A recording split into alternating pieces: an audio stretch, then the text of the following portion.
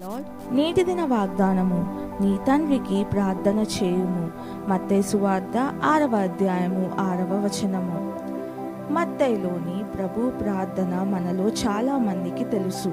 అయితే దానికి ముందు ఉన్న వచనాలు ముఖ్యమైనవి. ఎందుకంటే ఆ తర్వాత జరిగే వాటి నేపథ్యాన్ని అవి తెలియజేశాయి.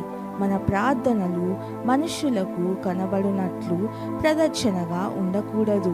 మన ప్రార్థనలు ఎంతసేపు ఉండాలనే దానిపై పరిమితి లేనప్పటికీ విస్తరించి మాటలాడుట నాణ్యమైన ప్రార్థనకు సమానం కాదు.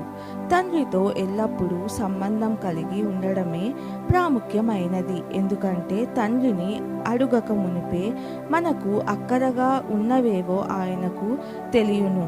మన తండ్రితో ఎల్లప్పుడూ సన్నిహిత్యం కలిగి ఉండడం ఎంత మంచిదో యేసు నొక్కి చెప్పాడు. ఆ తరువాత మీరీలాగు ప్రార్థన చేయుడి అని ఆయన మనకు చెప్పాడు. ప్రార్థన ఒక మంచి కీలకమైన ఎంపిక. ఎందుకంటే అది మన దేవునితో తండ్రితో సన్నిహిత్యాన్ని కలిగి ఉండేలా చేస్తుంది.